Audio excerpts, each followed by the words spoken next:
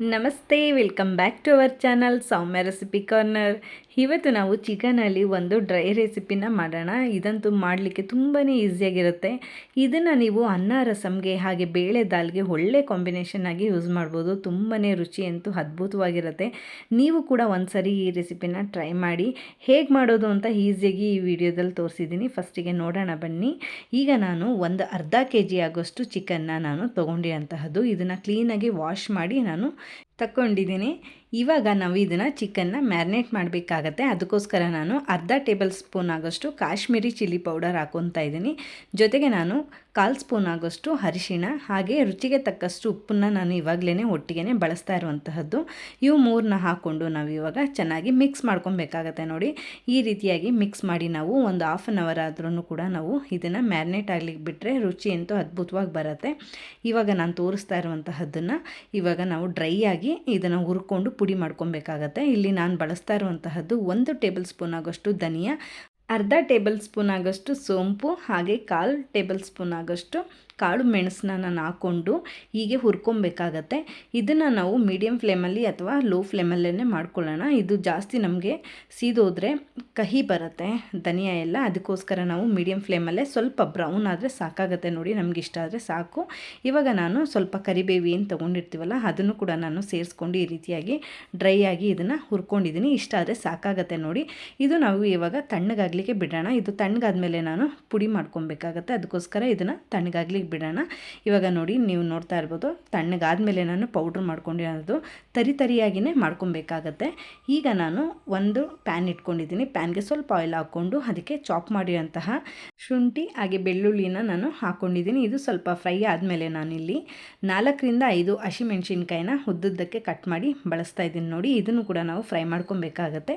ಜೊತೆಗೆ ನಾನು ಸ್ವಲ್ಪ ಕರಿಬೇವು ಕೂಡ ನಾನು ಇವಾಗ ಸೇರಿಸ್ಕೊತಾ ಇದ್ದೀನಿ. ಇದನ್ನು ಸೇರಿಸಿ ನಾವು ಕ್ಲೀನಾಗಿ ಫ್ರೈ ಮಾಡ್ಕೊಳ್ಳೋಣ. ಇದು ನಮಗೆ ಸ್ವಲ್ಪನೇ ಲೈಟಾಗಿ ಕಲರ್ ಚೇಂಜ್ ಆಗಬೇಕಾಗತ್ತೆ. ಇದು ಚೇಂಜ್ ಆದಮೇಲೆ ನಾವು ಮ್ಯಾರಿನೇಟ್ ಆದಂತಹ ಚಿಕನ್ ಇರುತ್ತಲ್ಲ ಅದನ್ನು ನಾವು ಸೇರಿಸ್ಕೊಬೇಕಾಗತ್ತೆ. ನೋಡಿ, ಇದನ್ನು ಸೇರಿಸಿ ನಾವು ಚೆನ್ನಾಗಿ ಇದನ್ನು ಫ್ರೈ ಮಾಡ್ಕೊಳ್ಳೋಣ. ಇದು ನಮಗೆ ನೀರೆಲ್ಲ ಬಿಟ್ಕೊಂಡು ಹಿಂಗೆ ಬೇಕು ಅಲ್ಲಿ ತನಕ ನಾವು ಇದನ್ನು ಚಿಕನ್ನ ಈ ರೀತಿಯಾಗಿ ಫ್ರೈ ಮಾಡ್ಕೊಳ್ಳೋಣ.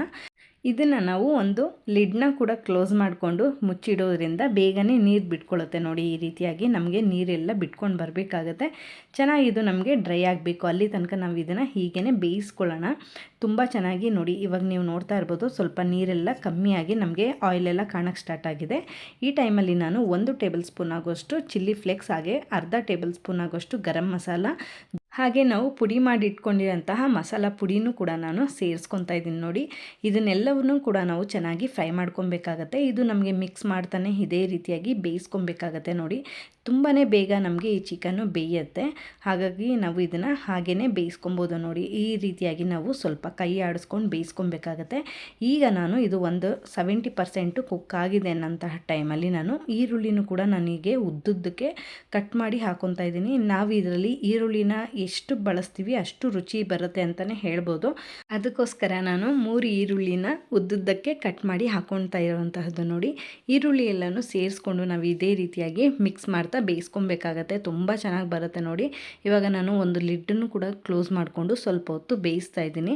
ನಮಗೆ ಈರುಳ್ಳಿ ಕಲರು ಕೂಡ ಚೇಂಜ್ ಆಗುತ್ತೆ, ಹಾಗೆ ನಮಗೆ ಚಿಕನು ಕೂಡ ಬೆಂದಿರುತ್ತೆ. ಆ ರೀತಿ ಆಗಬೇಕಾಗತ್ತೆ. ನೋಡಿ, ಅಲ್ಲಿ ತನಕ ನಾವು ಇದನ್ನು ಬೇಯಿಸ್ಕೊಬೇಕಾಗತ್ತೆ. ನೋಡಿ, ಇದು ಇವಾಗ ನಮಗೆ ಆಲ್ಮೋಸ್ಟ್ ರೆಡಿ ಆಗ್ತಾ ಬಂದಿದೆ. ನೋಡಿ, ಇವಾಗ ನಾನು ಕೊನೆಯದಾಗಿ ಸ್ವಲ್ಪ ಕೊತ್ತಂಬರಿ ಸೊಪ್ಪನ್ನು ಕೂಡ ನಾನು ಆ್ಯಡ್ ಮಾಡಿಕೊಂಡು ಚೆನ್ನಾಗಿ ಇದನ್ನು ಮಿಕ್ಸ್ ಮಾಡ್ತಾ ಇದ್ದೀನಿ. ನೋಡಿ, ಇಷ್ಟೇ. ನೋಡಿ, ತುಂಬಾ ಅದ್ಭುತವಾಗಿ ಬರುತ್ತೆ. ತುಂಬಾ ಟೈಮ್ ತೊಗೊಳ್ಳಲ್ಲ. ಇದು ತುಂಬ ಒಂದು ಹಾಫ್ ಆನ್ ಅವರ್ ಒಳಗಡೆ ಈ ಚಿಕನ್ ರೆಸಿಪಿ ನಿಮಗೆ ರೆಡಿ ಆಗುತ್ತೆ.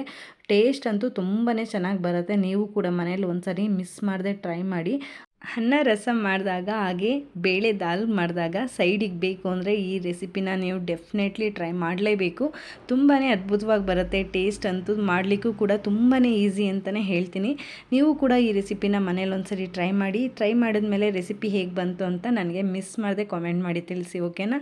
ಐ ಹೋಪ್ ಈ ವಿಡಿಯೋ ನಿಮಗೆ ಇಷ್ಟ ಆಗಿದೆ ಅಂತ ಭಾವಿಸ್ತೀನಿ. ವಿಡಿಯೋ ಇಷ್ಟ ಆಗಿದೆ ವಿಡಿಯೋಗೆ ಲೈಕ್, ಶೇರ್, ಕಾಮೆಂಟ್ ಮಾಡೋದು ಮರಿಬೇಡಿ. ಹಾಗೆ ವಿಡಿಯೋ ಯೂಸ್ಫುಲ್ ಅನ್ಸಿದ್ರೆ ನಿಮ್ಮ ಫ್ರೆಂಡ್ಸ್ ಆ್ಯಂಡ್ ಫ್ಯಾಮಿಲಿಗೂ ಕೂಡ ವಿಡಿಯೋನ ಶೇರ್ ಮಾಡಿ ಅಂತ ಕೇಳ್ತಾ, ಯಾರೆಲ್ಲ ನನ್ನ ಚಾನೆಲ್ನ ಸಬ್ಸ್ಕ್ರೈಬ್ ಮಾಡ್ಕೊಂಡು ನೋಡ್ತಾ ಇದ್ದೀರಾ, ಥ್ಯಾಂಕ್ ಯು ಸೋ ಮಚ್. ಹಾಗೆ ಸಬ್ಸ್ಕ್ರೈಬ್ ಮಾಡ್ಕೊಳ್ದೆ ನೋಡ್ತಾ ಇದ್ದರೆ ಖಂಡಿತವಾಗ್ಲೂ ಈ ಕೂಡಲೇ ಸಬ್ಸ್ಕ್ರೈಬ್ ಮಾಡ್ಕೊಂಡು ನೋಡಿ ಅಂತ ಹೇಳ್ತೀನಿ.